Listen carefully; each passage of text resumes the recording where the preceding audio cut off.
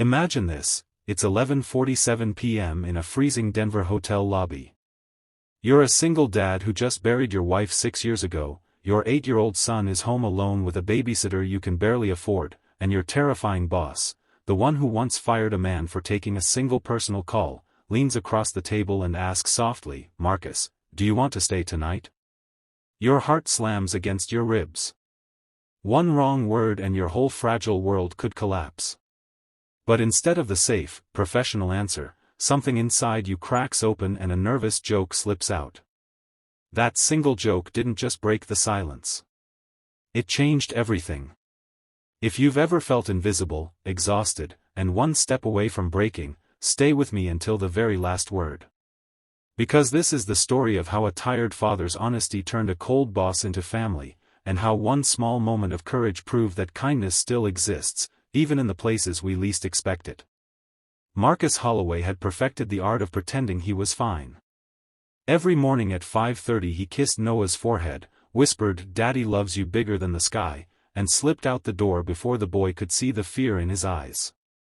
6 years after the car accident that stole Emily, Marcus still slept on the left side of the bed out of habit, still kept her favorite mug in the cabinet, still measured every decision by what she would have wanted for their son. Construction work in Colorado paid the bills, just barely. As project supervisor for Whitmore. 3 weeks later Noah's asthma attack hit like a freight train. Marcus was in the middle of a site inspection when the school nurse called.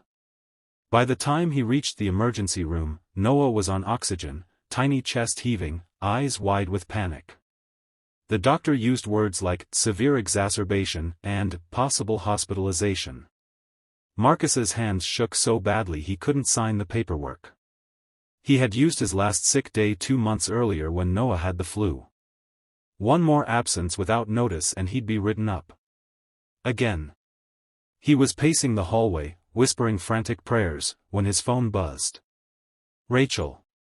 I heard from HR," she said without greeting. "How is he?"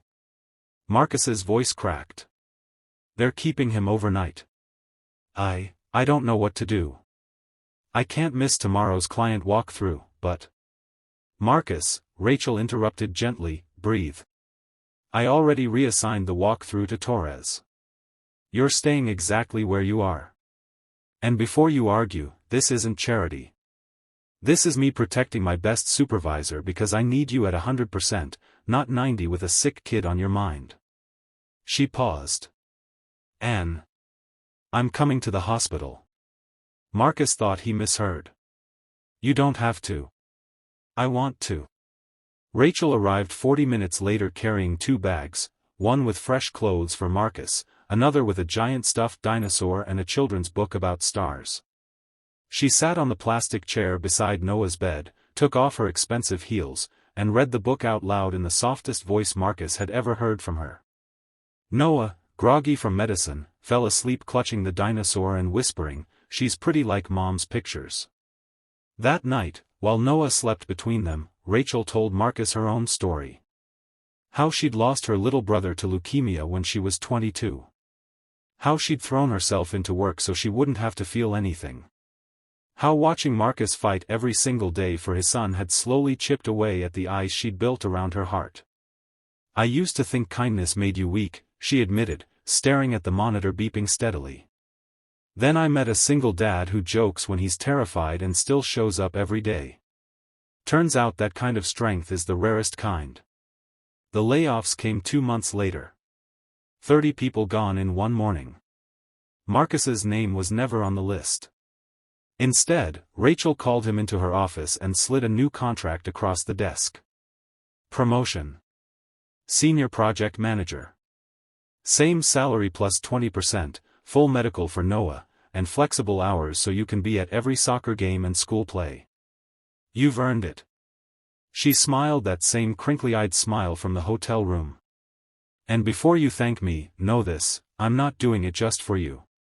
I'm doing it because watching you love your son so fiercely reminded me why I started this company in the first place, to build things that last. Families last longer than buildings, Marcus." The first time Rachel showed up at Noah's soccer game, she wore jeans and a hoodie instead of her usual power suits. She cheered louder than any parent when Noah scored his very first goal.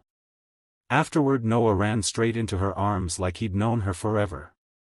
Marcus stood on the sidelines, heart so full it hurt, realizing he wasn't carrying the weight alone anymore.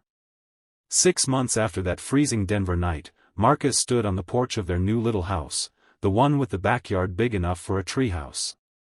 Noah was inside showing Rachel his latest drawing of Our Family, which now included a stick-figure woman with long dark hair standing beside them.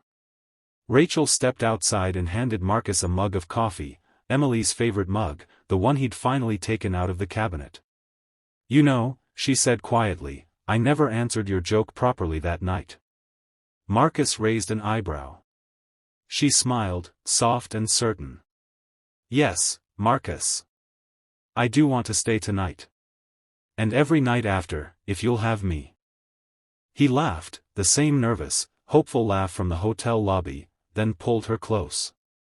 For the first time in 7 years, the left side of the bed wouldn't be empty. And somewhere in the quiet Colorado evening, a little boy's voice drifted through the open window singing, "You Are My Sunshine," in a voice that no longer cracked. So here's the truth this story leaves you with. Sometimes the heaviest burdens are carried by the people who smile the hardest. Sometimes the person you think is made of stone is just waiting for one honest joke, one moment of raw truth, to remember they're human too.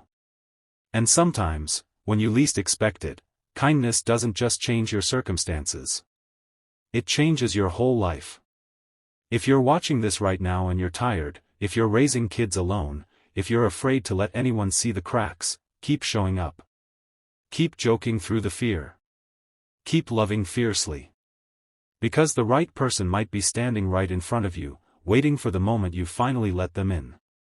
You are not invisible. You are not alone. And your story? It's only just beginning. Thank you for staying until the end. Now go hug someone you love, especially if they're the one who's been carrying the world on their shoulders. They need it more than they'll ever say. See you in the next story.